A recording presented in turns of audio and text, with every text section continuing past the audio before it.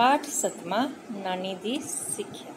प्यारे बच्चों, मैं एक अज तुहानूं कहानी सुणान चलनी हाँ, नानी दी सिक्ख्या।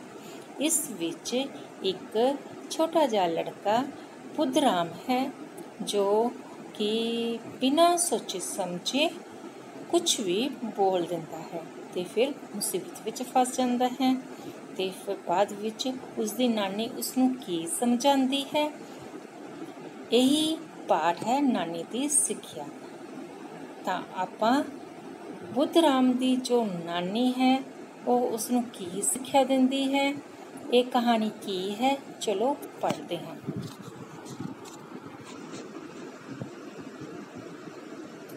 पाठ 7वां नानी दी सिक्ख्या।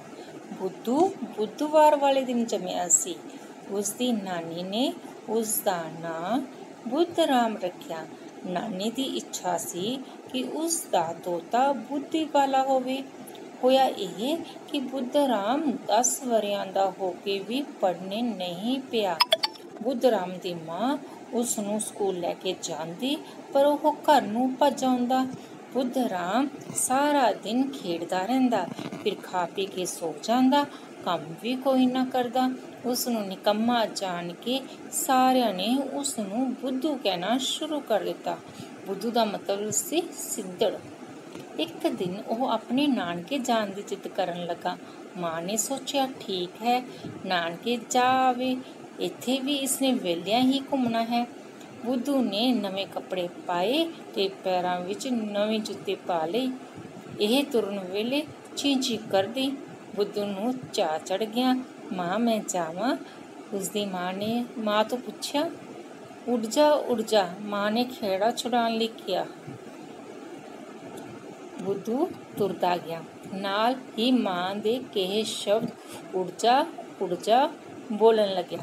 ਰਾਹ ਵਿੱਚ ਇੱਕ ਭੀੜ ਸੀ। ਇੱਕ ਸ਼ਿਕਾਰੀ ਨੇ ਸ਼ਿਕਾਰ ਨੂੰ ਫੜਨ ਲਈ ਜਾਲ ਵਿਛਾਇਆ ਹੋਇਆ ਸੀ। ਇੱਕ ਤਾਂ ਬੁੱਧੂ ਦੀ ਜੁੱਤੀ ਦੀ ਆਵਾਜ਼ ਆ ਰਹੀ ਸੀ, ਦੂਜਾ ਉਹ ਉੱਡ ਜਾ ਕਹਿੰਦਾ ਜਾਂਦਾ ਸੀ। ਜਦੋਂ ਉਹ ਜਾਲ ਦੇ ਨੇੜੇ ਆਇਆ ਤਾਂ ਜਾਲ ਵਿੱਚ ਫਸਣ ਤੋਂ ਪਹਿਲਾਂ ਹੀ ਪੰਛੀ ਉੱਡ ਗਏ। ਸ਼ਿਕਾਰੀ ਨੂੰ ਬੜਾ ਗੁੱਸਾ ਚੜ੍ਹਿਆ।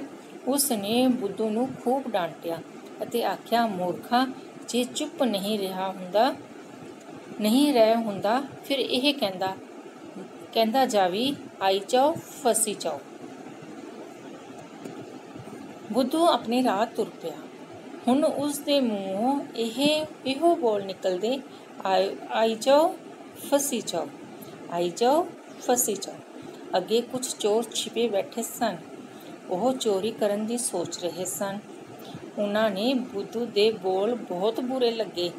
ਉਹਨਾਂ ਨੇ ਵੀ ਬੁੱਧੂ ਨੂੰ ਬੁਰਾ ਭਲਾ ਕਿਹਾ। ਫਿਰ ਉਹਨਾਂ ਨੇ ਕਿਹਾ, ਜੇ ਤੂੰ ਬੋਲਣਾ ਹੀ ਸੀ ਤਾਂ ਆਖਦਾ, ਲਿਆਈ ਜਾਓ, ਰੱਖੀ ਜਾਓ, ਲਿਆਈ ਜਾਓ, ਰੱਖੀ ਜਾਓ।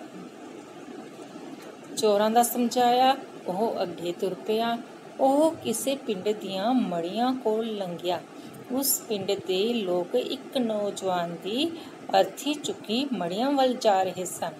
ਉਹਨਾਂ ਨੇ ਬੁੱਧੂ ਦੇ ਬੋਲ ਲਿਆਈ ਜਾਓ, ਰੱਖੀ ਜਾਓ ਸੁਣੇ ਤਾਂ ਪਿੰਡ ਦੇ ਲੋਕ ਗੁੱਸੇ ਨਾਲ ਭਰ ਗਏ। ਇੱਕ ਬਜ਼ੁਰਗ ਨੇ ਖਿੱਚ ਕੇ ਕਿਹਾ, ਤੈਨੂੰ ਚੰਗਾ ਬੋਲਣਾ ਨਹੀਂ ਸਿਖਾਇਆ ਕਿਸੇ ਨੇ? ਇੱਥੇ ਤਾਂ ਹਰ ਕੋਈ ਕਹਿ ਰਿਹਾ ਹੈ ਇਹੋ ਜਿਹੀ ਕਿਸੇ ਨਾਲ ਨਾ ਹੋਵੇ।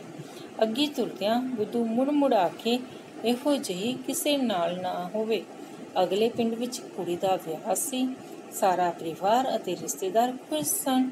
ਉਹਨਾਂ ਦੇ ਕੋਲੋਂ ਲੰਘਦਿਆਂ ਬੁੱਧੂ ਬੋਲਿਆ, ਇਹੋ ਜਿਹੀ ਕਿਸੇ ਨਾਲ ਨਾ ਹੋਵੇ।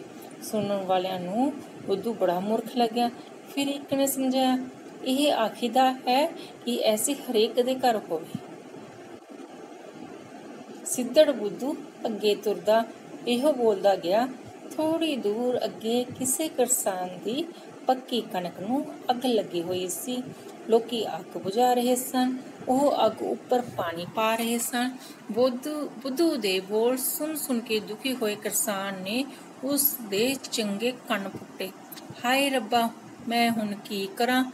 ਉਸ ਨੇ ਕੂਕ ਮਾਰੀ। ਤੂੰ ਚੁੱਪ ਕਰਕੇ ਤੁਰਦਾ ਹੋ। ਇੰਨਾ ਆਖਦਿਆਂ ਕਿਸਾਨ ਪਾਣੀ ਦੀ ਬਾਲਟੀ ਭਰਨ ਲਈ ਨੱਠ ਗਿਆ। ਬੁੱਧੂ ਆਪਣੇ ਨਾਨਕੇ ਪਹੁੰਚਿਆ। उस रात नूं उसने अपनी नानी नूं आप बीती सुनाई।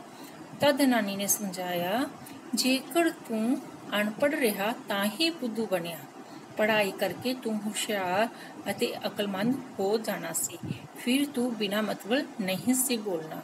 पढ़े लिखे मुंडे कुड़ियां फजूल नहीं बोलते, जे बोलन दी लोड़ होवे तां सोच समझ के ही बोलदे हन।